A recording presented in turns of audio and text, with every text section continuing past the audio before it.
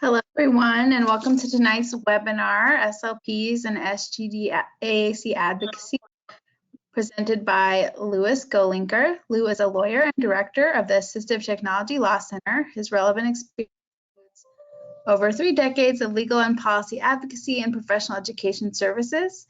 It also includes many years of service as a member of the USAC board, both as a regional representative and as its advocacy director. My name is Stephanie Meehan, and I am your facilitator for this evening's webinar. As you know, tonight's program is brought to you by the United States Society for AAC, or USAC. Thanks to ISAC for making this possible. Speaking of ISAC, we're grateful for the use of their webinar system. This webinar is free. We hope you will join USAC if you are not already a member by going to our website and finding the membership tab. Remember that one of the member benefits is a substantial reduction in registration for the what's usually a biannual ISAC conference that will be held next year in Mexico.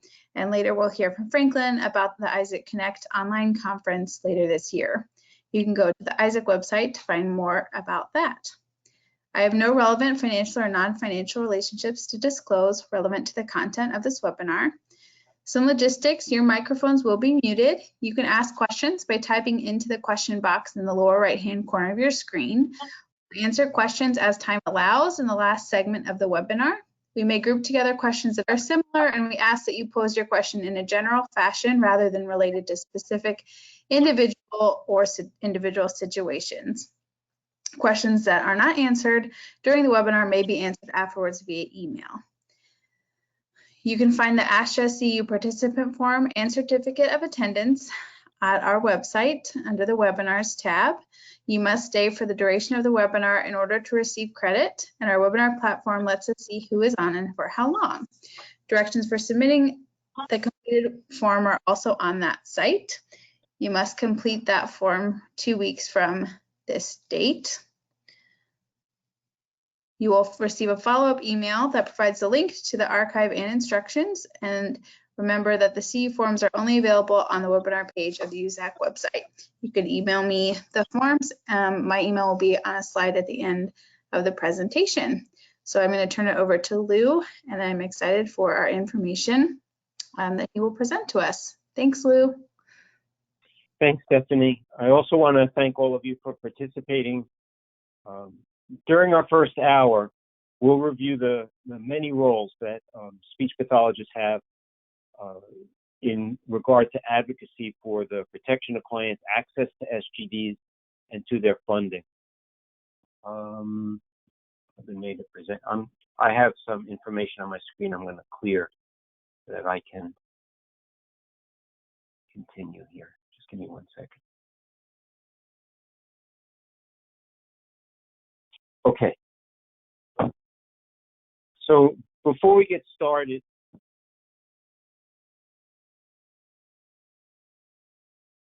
I want you to know that I'm going to be presenting a series of slides, which I seem to already have messed up. The slides are available to you for download, so you do not need to copy anything from them. Also, I don't read my slides, so please feel free to take notes based on what I say. In fact, doing so may help you stay awake. So let's get started. We'll begin with a statement about what advocacy actually means. In the context Lou, excuse me, I just want to jump in for 1 second. We're not seeing your screen right now. Okay, what do I have to do to make that possible? There should be a window on your screen that says you agree to make yourself presenter and share your screen. It may be hidden underneath another window.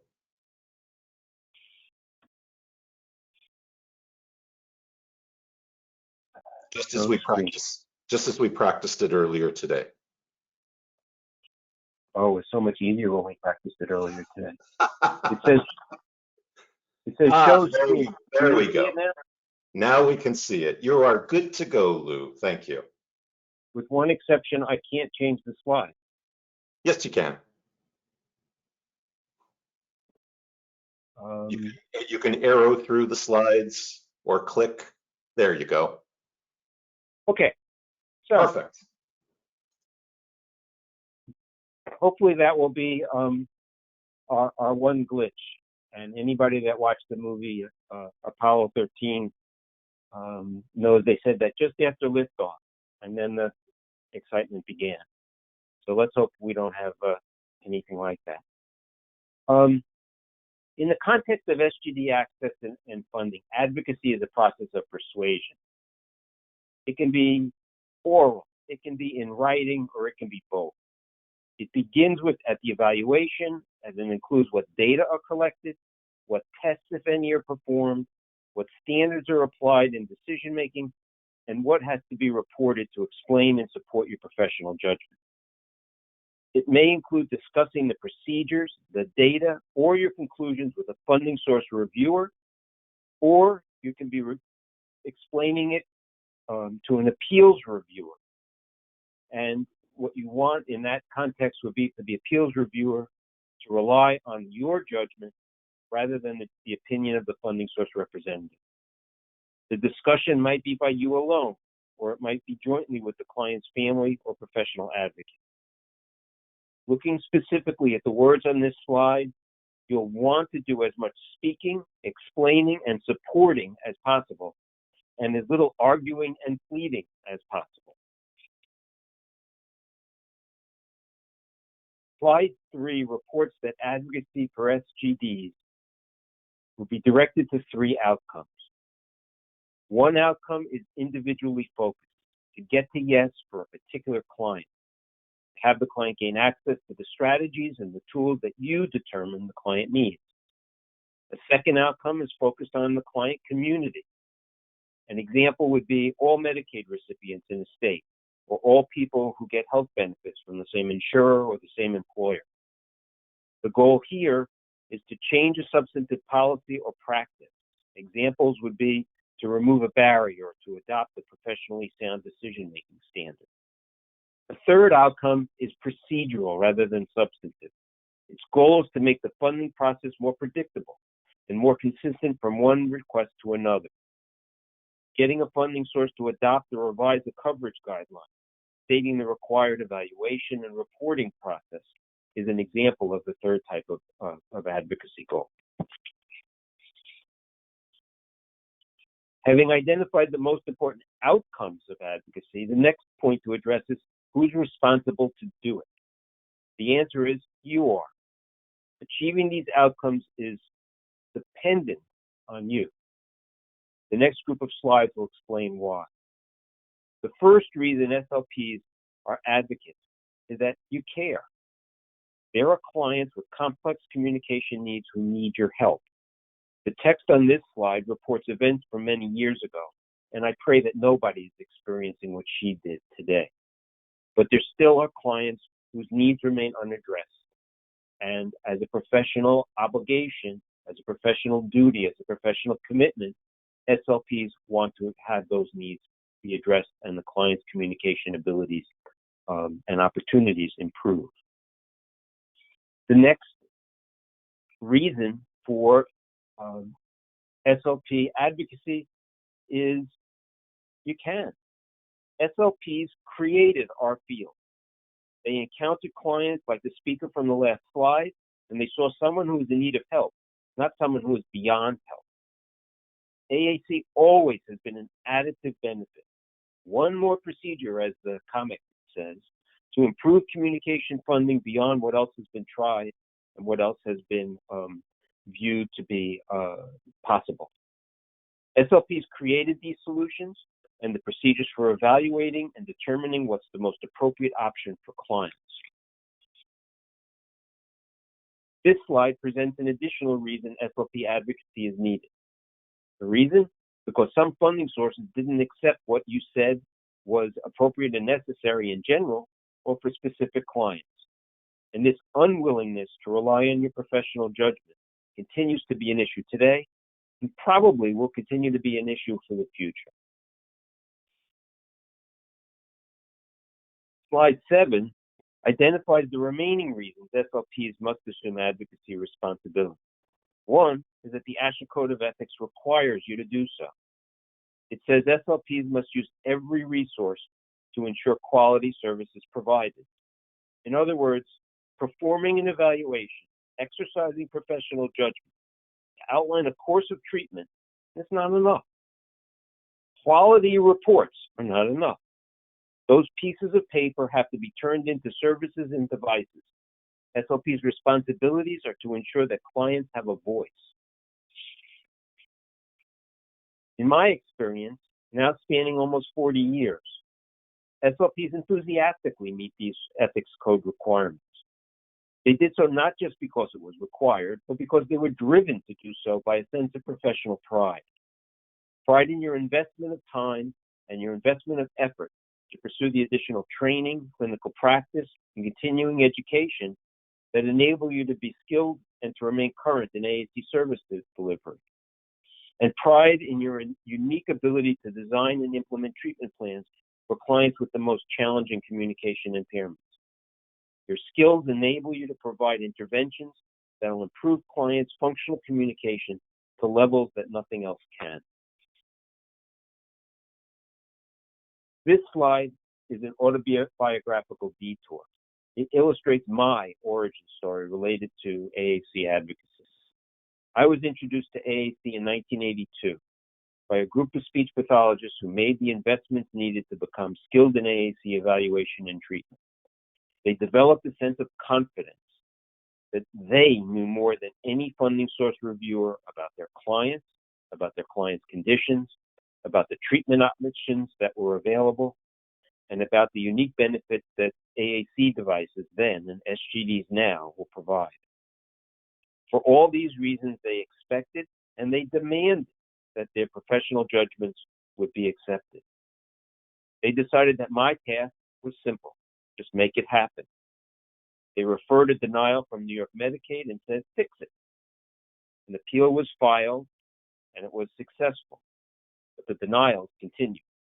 So the SLPs returned, and it's now 39 years later.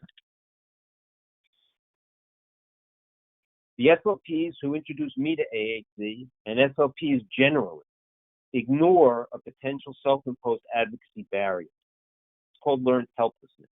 It's a psychology term. A simple definition is it won't work, so why try?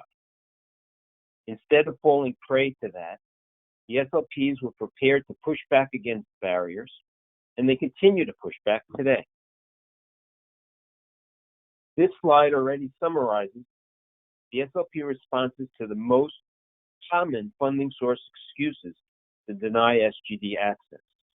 It makes clear that SLPs refuse to accept these claims and that they challenge them. And we learned that none of them will survive those challenges.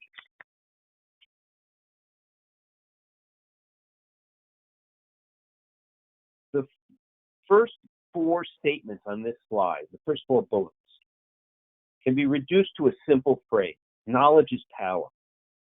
Your investments in becoming skilled in AAC and SGD evaluation and treatment, your knowledge of the client and the clients in general, and our ability to present information about funding source practices should allow us to control the outcome of individual and community-focused funding issues.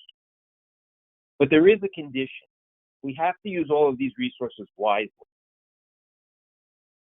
Reporting and communications must be written to persuade. To be persuasive, you have to explain, not declare. You need to follow the evaluation procedure if the funding source has adopted one.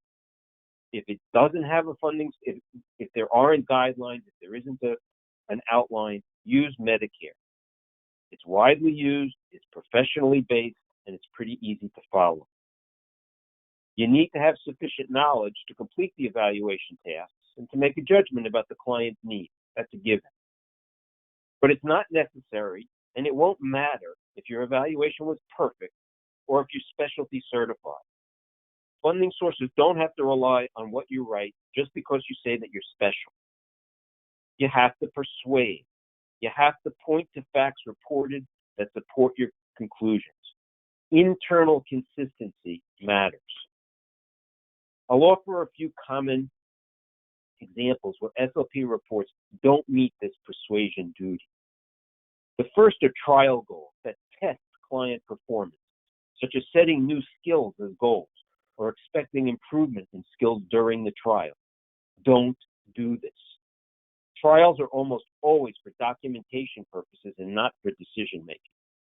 Use trials to confirm client interest in device use, client understanding of device operation, client ability to use the device, and how the client's functional communication has improved through device use or with device use as compared to what the client had been using before the evaluation, not at the beginning of the trial versus the end of the trial. Reporting about trials always should support the funding request as completely as possible. A second example are statements of required device characteristics, such as creating novel messages, or the device has to have a keyboard. But there's no link to the skills that are mentioned or facts that are mentioned elsewhere in the report as existing, as emerging, or even as planned. Even something as simple as communicating with peers as a justification for voice output often is not matched by any mention of client's actions or interests to support that assertion that the client actually wants to talk to peers or tries to. If you say something in a report, especially if you rely on a reporting template, such as the ones that the manufacturers offer, use it as a time saver. That's perfectly understandable and it's acceptable. But be very careful to check that what's being included is supported by the facts applicable to the particular person. A last comment about being persuasive is tied to deferrals or missing information letters. They are frustrating. They are often unnecessary. They often are demeaning. They often are inventive of what is required. But you must respond. You must be polite. It's far better to provide as much as possible than the minimum. And it's best to explain rather than to just produce facts. If there are guidelines that are applicable, refer to the guidelines. If there's anything else that you can use to explain why you are saying what you are saying now, or why you said what you reported originally, do so. I offer as an example a warning to all of you. One of the most skilled clinicians in our community, whose experience spanned decades, lost her temper out of frustration with a missing information letter she believed was inappropriate. The funding source did not like her response, and it then denied the request. The outcome was positive. The client got the recommended device, but did so 3 years later, based on a decision by a federal court judge. As Mrs. Potts said to the beast, you must control your temper. Slide 12 identifies 10 ways that SLPs advocate for AAC and SGD access. Some of these efforts are focused on individual access, again, getting to yes for one client. Others are hybrid. They're helpful for individuals as well as for broader systemic goals. And several are mostly associated with systemic solutions. To help individual clients, SLPs may have to serve as the client's advocate. The reason? Because there's no one else that can do it. Parents have a clear interest, but that's not enough. Advocacy is not based on status, not for a parent, as I mentioned before, not for the SLP. It's based on persuasiveness. To be an effective advocate, or just to be an effective speech pathologist, knowledge of the funding program is essential. But it's always been my view that SLPs should be expert witnesses who support others who serve as the primary advocate. Most often, those others are the staff of state protection and advocacy offices, now called disability rights offices. My recommendation is for you to reach out to those offices. Offer to educate them about AAC and SGDs. Offer to help design appeal strategies for them. Some programs will embrace this offer. If they're smart, they will. Others may resist. My request is at least that you try. If you do serve as an expert witness, whether you're also the primary advocate or not, You'll be able to showcase all of your assets, your knowledge of the client and the client's condition and the condition in general, your knowledge of the treatment options, and your funding experience. Expert witnesses have a special role. They're allowed to state opinions as well as to repeat facts. You have the greatest leeway as an expert to be as persuasive as possible. And this role is most important in appeals, where the decision maker may know nothing about AAC or SGDs or about severe communication impairments. In several cases, the SLP was able to get the decision maker to move from wherever he or she was sitting and to move next to the SLP and to hold and manipulate the device as it was being demonstrated. Every time that happened, a favorable result was obtained. It's not a prerequisite to winning, but it's almost a forecast of winning. In line 7, there's another role that you play that you might not have thought about and might not have taken advantage of, which is second opinions. In medicine, we seek second opinions to learn about other treatment options or to confirm treatment recommendations, but it rarely happens in the context of SGD access. But they can be very valuable advocacy tools. An SLP with limited experience can be backstopped by one with much greater experience. Second opinions can support the SLP evaluation procedures. They can support the data collected and the conclusions that were reached based on those data. The SLP providing the second opinion also can assume the role of a reviewer and say she would have approved the request had that information been presented to her in that role. Also, second opinions provide a way to compare past decisions by the same funding source to a current request. In several cases, small groups of decisions were reviewed to challenge a funding source representative who claimed certain skills and certain evaluation tasks were required. Past decisions by the same funding source revealed many approvals where those skills and those tasks are not present. The best example of this occurred in 2006. An insurer claimed that SGD use was investigational, that it wasn't effective for use by people with autism, and said this conclusion was based on 6 journal articles. Well, we contacted the authors of those articles, and they all said that the insurer had misstated what their research had concluded. Their second opinion was that the insurer was just wrong, both as to the article and as about the author's knowledge of the literature as a whole on the subject of SGD use by people with autism.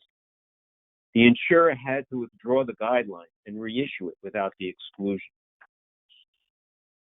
On line 9, another option that you might not have considered as being available or as being necessary or helpful are literature reviews. They've been used successfully for several other insurers than the one I just mentioned, including Cigna, one of the nation's largest, to drop SGD exclusions for individuals with autism. An ongoing project among several colleges and universities will produce 2-year updates to a database of published experimental research and review articles. In total, not in total, but each of them, support the effectiveness of SGD use by individuals with autism. These are all essential SLP advocacy tasks. They help strengthen the foundation for AAC and SGD access, and they will allow us to expand and protect that access. Most of your work as an SLP, as well as an advocate, and most of my work as an attorney, is focused on single clients, one client at a time. Interestingly, this one-by-one approach can have a systemic effect. If a team can be created to appeal all denials and also obtain favorable results in those appeals, after a while, it can be said that a systemic change has occurred. But as the slide notes, this is a Rogaine solution. It'll work only if the team remains in place, only if the solution, Rogaine or appeals, is applied to the scalp every day, forever. The solution is attractive because it appears to require very little effort to get to yes. It's quick, it's easy, and it gets to be repetitive. But Medicare proved the limitation of this approach. In a 7-year period in the 1990s, 20 individual Medicare appeals were pursued, and all were successful. Looking forward, that approach might have yielded 60 approvals in 20 years. But by petitioning Medicare to change its guidance, in that same period, Medicare approved 60,250 SGDs. So one by one works, but one by one is not really a substitute for a broader approach to advocacy. This slide and the 3 that follow address the last SLP advocacy role that was listed before. But even though it's listed last, it's among the most important. There are many ways that SLPs can strengthen their recommendations and communications with funding sources. One is to show links between the SLP's actions and standard operating procedures for our community or for your profession. Those statements of professional policy or practice and reviews of past evaluations and decisions can be described as our standard operating procedures for our community. Individual SLPs can't issue very persuasive statements of professional practice or declare something to be a best practice, although that happens more often than it should. These are just statements of personal opinion. But an advocacy organization can produce these statements, and an advocacy organization's opinions will have more persuasive force. Slide 14 provides several examples of statements of policy or practice from ASHA, the National Joint Committee, and from USAC. Slides 15, 16, and 17 describe other roles that USAC has filled to expand and protect SGD access. I'm going to talk a little bit from slide 15, but skip 16 and 17. USAC's role as a party in court appeals, several of them, is perhaps the most valuable role that it can play, because it can force a policy issue to be addressed, even if the funding source tries to buy off a client by offering to approve the client's device. If USAC wasn't part of the case would end when the client accepted the funding source's offer, because at that point the client would have gotten what he or she wanted.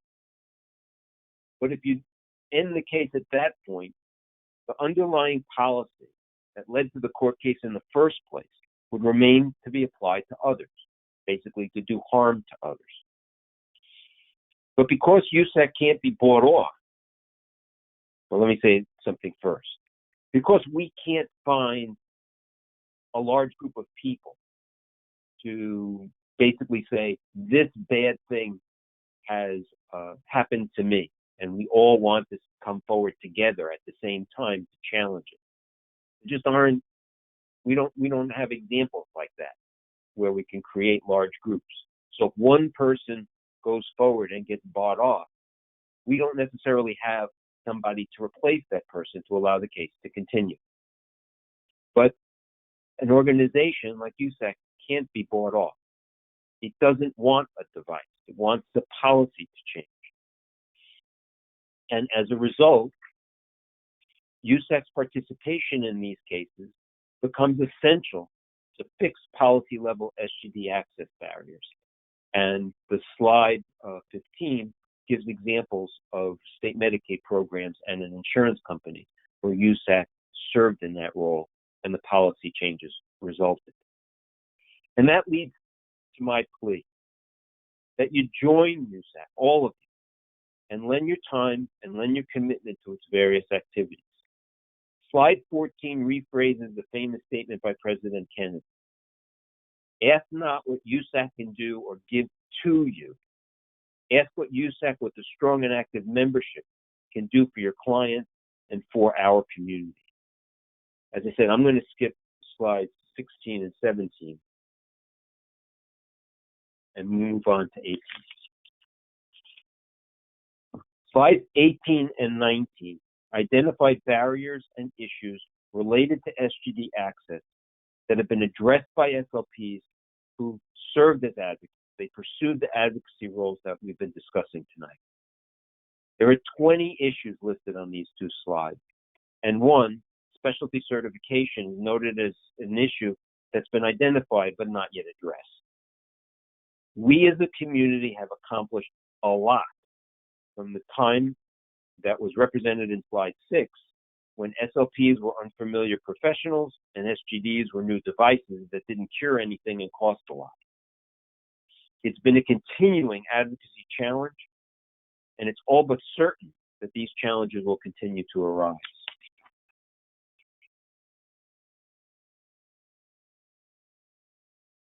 Slide 20 summarizes the many SLP advocacy roles that can be applied in individual cases and community-focused challenges. The left column lists the assets that SLPs can present to persuade decision makers to rely on their judgment and their position. The right column is a comparison to the funding source representative's resources, where the column is split in lines 1, 2, 3, and 5. The left side applies to a funding source SLP, and some of them utilize a speech pathologist as their reviewer. The right side applies to a funding source representative who isn't an SLP. Two items that weren't yet mentioned are identified in lines 2 and 4. When SLPs present their personal experience, it's valuable to point out that only you met the client, evaluated the client.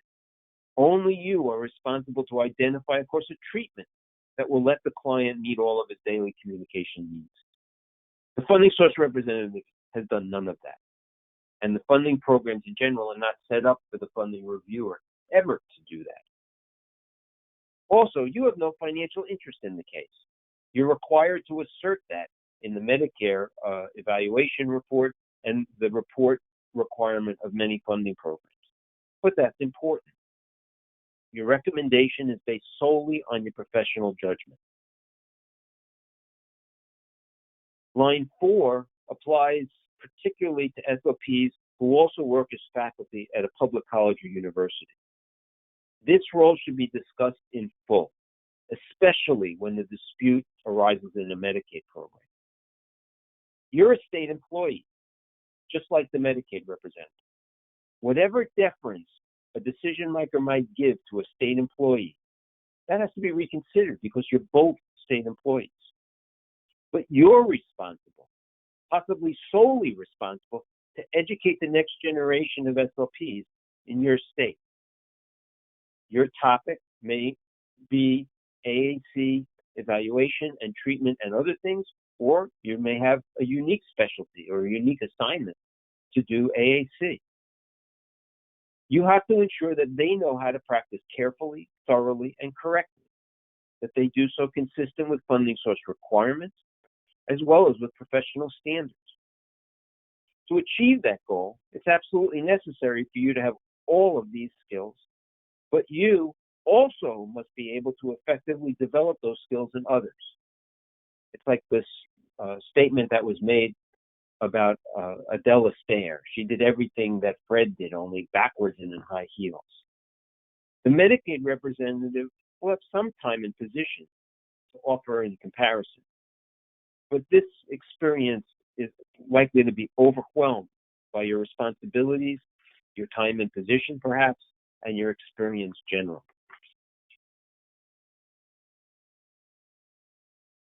This slide answers the obvious question of why SGD advocacy matters.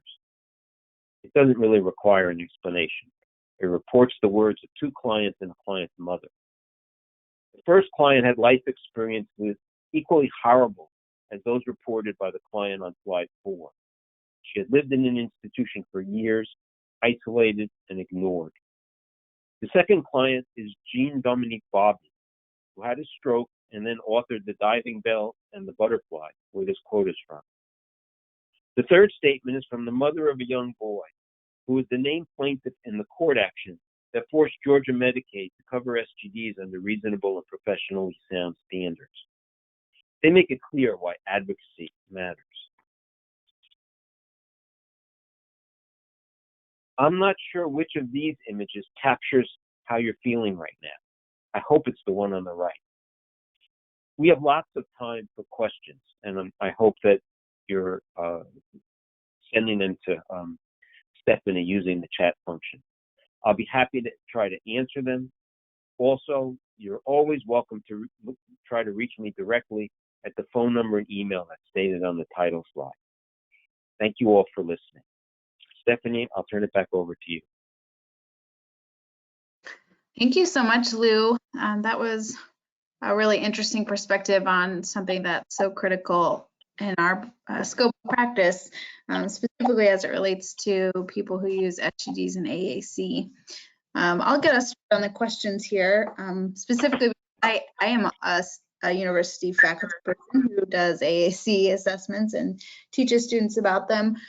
And just a clarifying question, were you saying that there's a conflict of interest or a potential conflict of interest there when it's a Medicaid funding source?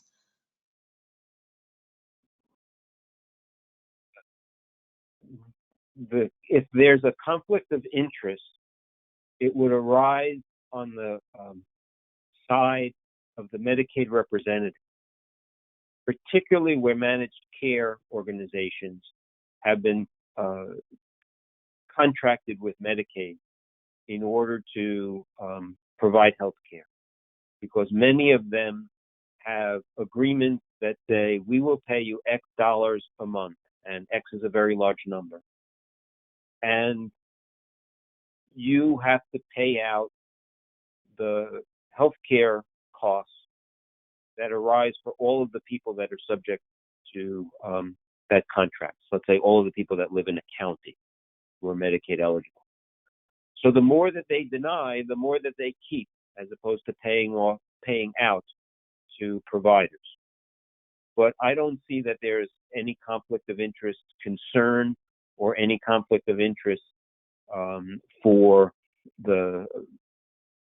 you, Stephanie, for example, who works at the University of Kansas, to say that I am a state employee charged with education of undergraduates and graduate students, maybe supervising PhD candidates as well. And I supervise clinical practice that the students did, or I have a private practice associated with my work for the university. That the fact that you work for the university and for the state is not a conflict of interest at all. I view it as a way to neutralize the default to the state that sometimes happens with publicly funded funding programs. Okay, thank you. So we did have a question come in. Could you clarify the funding issues, and maybe there's some advocacy needs here related to funding applications to be used on tablets and phones? So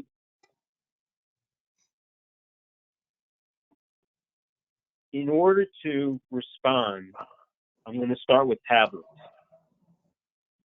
There's no special, let me say it a different way. There's no reason why a tablet needs to be described as a tablet. Tablet is an SGD. Tablets have been used as SGDs for 20 years or more. Off-the-shelf computers have been used as SGDs for even more periods of time. The app that a tablet downloads is just software, and all SGDs that produce speech, synthesize speech, rely on software. There's absolutely zero new or different about a tablet. They can be dedicated to satisfy the requirements of funding programs, to distinguish them from just your family's iPad or comparable device that you could use for recreational purposes or for business purposes. You know, to watch a movie, or to use it to read a book, or to use it to type out a letter or an email. So one of the things that is a self-inflicted injury by our community is to make a fuss about tablets, because a tablet is something that's been a communication device for years. And in addition, almost all of the, call them legacy manufacturers, have tablet-based, off-the-shelf tablet-based devices in their product inventory. Phones are a little different. They clearly are designed for other purposes, just as ordinary computers that are tablets are. I don't know if a phone could be made dedicated. And it would seem to me that if you can't distinguish what you're asking for from an ordinary product that anybody can use, you're going to have a funding problem. Medicare asked the perfectly appropriate, and I think the perfect question. We will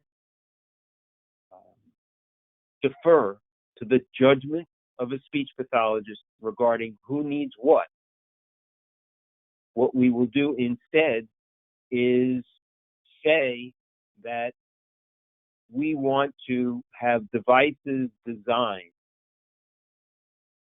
so that only people who speech pathologists identify with that need will want one. And the shorthand for that is dedication. In 2015, Medicare changed that, saying it didn't have to be dedicated as a word, but it had to be dedicated in terms of its functionality. And after 20 years, I'm not sure why we're still pushing back against that. It's a temporary fix or a temporary status. You can open a dedicated device after the client owns it.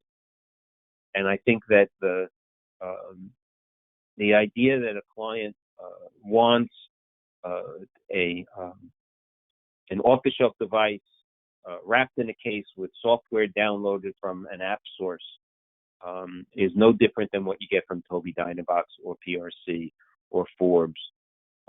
It just it comes from a different source. It might have a different price, but I view them as not different devices in kind. They're just different models within the same category of the same type. Great, thank you. Could you share with us some of USAC's current advocacy efforts and how people that may be on the ground and not part of the directors or officers of USAC be involved in those? Well, an example is the work that's being done to continue to update the list of articles that support Sgd effectiveness for people with autism. Another is an effort that is designed to give SLPs a template for how to make the determination and explain the determination of how you reach the conclusion that the client is most appropriately will most appropriately access the Sgd by eye gaze. So what are the factors that you would consider and gather some data for, and then use to support your conclusion that the client is most appropriately able to access the device via eye gaze. A comparable one would be to develop a policy statement. Well, one that's already been done was to develop a policy statement that I mentioned in the presentation about the purposes of the trial period. Another is a policy statement related to how you can rule out digitized devices without really talking about jargon. To do it as simply as possible, to do it in a way that it's graspable by any layperson, any person who doesn't understand the principles of speech pathology or the characteristics of communication devices. Something as simple as you can't access all your language because you can't change pages, for example. And to be able to give speech pathologists the tools that they can insert into their reports to make the report more of an advocacy document than just a report about facts and judgment. An example that arises now, it's about to be undertaken by students at Ohio State, is a way to show when text is not equally effective alternative, not when, but that text is not an equally effective alternative to an SGD. And there are some articles that say that it is. And the reason they say that it is that they are only comparing one thing, requesting, instead of all of the ways in which a communication device that produces speech can address functional communication. So if you look at one way in which communication devices can be of benefit, and you look at text, which really is useful for one way, and ignore all the other things that communication devices can do, you can say they're equally effective. But if you consider any of those others, they're not comparable at all. And the goal will be to say it much more clearly and straightforwardly than I just did. There's a lot of judgment that speech pathologists are required to make and routinely make in the course of moving from data gathering and an assessment to a recommendation. And a goal that USAC has and a goal for our community would be to try to link those things to statements of policy, to statements of professional practice to the greatest degree possible, so that it's never he said, she said in an appeal situation, but it's me and all my friends against the opinion of the review. That's a great segue to this next question. What would you say the biggest mistake speech language pathologists make in requesting funding? So I try to include that in the presentation. I think it is that they get a sense of flow, having done one, then another, then a third, then a fourth, on through their experience. They get a sense of the process. They try to become more efficient. But when they do, they become much more focused on fact reporting than fact linkage to their conclusions.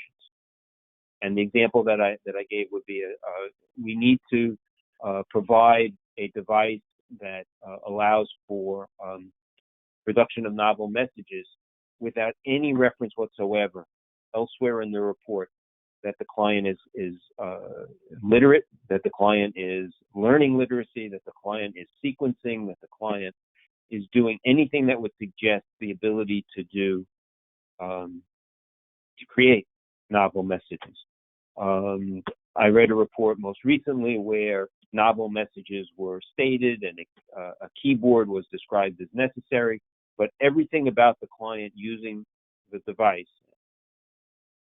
this is a replacement request, so the existing device is no longer working, but they're asking for replacement with the same kind of device. Everything they say about the client's device uses pre-programmed messages. So where is that link which would say, yes, you've told me why this novel message capability is necessary. Here's the fact that this conclusion is based on. So that to me is the biggest mistake that people make.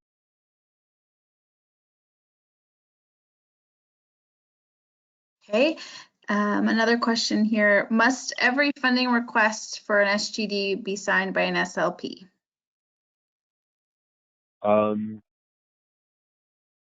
My understanding is that every health plan, not plan, but every source of health benefits, so all Medicaid programs, all insurers, health plans that are sponsored by employers, just as a matter of course, they require an SLP to be involved. There are some telecommunications equipment distribution programs that don't, which is not particularly helpful. But I'm pretty sure that it's a uniform requirement among those that provide health benefits. Yes, that is what I understand as well. Okay, so this may be our last question. We'll see here. What frustrates you most now as an advocate for people with CCN compared to 40 years ago? What was the original time? 40 years ago. What frustrates me now Versus then? Versus then? Well, I think the nature of the disputes have changed. So then, just to talk about all the years before, we went through a series of disputes about, do communication devices fit within the scope of benefits of the various programs? So the question was coverage. And I think that question's pretty much been established, that they are durable medical equipment, they are prosthetic devices, they are not limited in terms of coverage by diagnosis or condition, they are not limited by age. So all of those battles, I think, have been fought and won. And I don't think they're going to get raised again.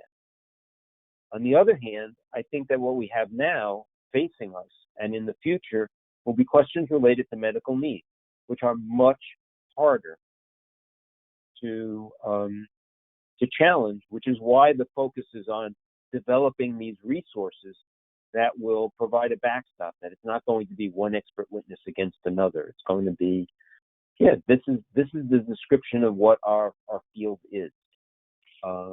And this is what our professional organizations are telling us to do. That's why I did it. This is what I learned when I did it. So one complicating factor related to medical need is the concept of least costly, equally effective alternative. And there are many more devices now than there were historically. And they're very much more the same now than they were before. Historically, if you bought a device, you got a particular set of software. Now, most of that, or at least a large portion of it, is interchangeable. And as a result, the devices are, well, not as a result, but the devices too are becoming much more homogeneous. And there's a much greater range of costs. Those are all medical need related factors. It's not whether or not communication devices are effective. This autism issue is unique. And the fact that it's lingering is very frustrating because it's never been an issue that really had any factual support. It's just some of the funding sources are stubborn. But with regard to, you can't tell me why I should pay for a device that's made by one of the legacy manufacturers and by contrast to other options is quite expensive as compared to a cheapo device. And I think that one of the things that is going to be developed is a way to give SLPs a way to calculate, first to identify, and second to calculate the cost of a cheap device. All of the things in terms of support that don't exist for a device that's available just from any durable medical equipment vendor who's willing to, purchase and then purchase a tablet, and then download an app and wrap a case around it and call it a speech generating device. If you can get a device like that for $1,800, you're going to be paying a lot more for that cheap device in order to get the support you need. And those are things that are very different. And those are the issues that will carry us forward in the days and months and years to come. Wonderful, thank you. I can personally attest to how hard Lou works on behalf of the people that we serve and the people that we care for. So a personal thank you to Lou for all your hard work and tonight's presentation. So like I said, I will briefly discuss the details. If you're a USAC member, you can earn ASHA CUs for free. If you are not a USAC member, it's $25. You can find the form and instructions on our website. You can scan and send the participant form to me at my email address there, smeehan8@ku.edu by May 18th. And please save the date for our next webinar, which is several months from now in September. We will hear from Vicki Clark about some specifics of AAC assessment, and that will be great. So I'll turn it back over to Franklin now to talk about the Isaac Connect conference. Thank you very much, Stephanie. Thank you for your tremendous job moderating this evening. And on behalf of Isaac, I certainly want to give a big thank you to the USAC leadership team for their continued support of this webinar series, and Isaac International is thrilled to be able to work with you to present it. And what can I say about tonight's speaker, Lou? A big thank you to you. You continue to be an extremely engaging speaker, and I know everyone attending this evening certainly gained a lot out of your presentation. I know I did, and I don't even live in the United States. So thank you very much. We very much appreciate your time, energy, and commitment.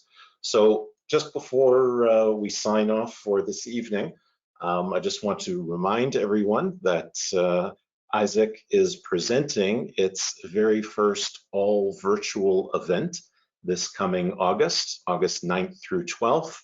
It is called Isaac Connect, and we have a tremendous lineup of internationally recognized researchers and professionals who will be presenting some pretty interesting and informative sessions.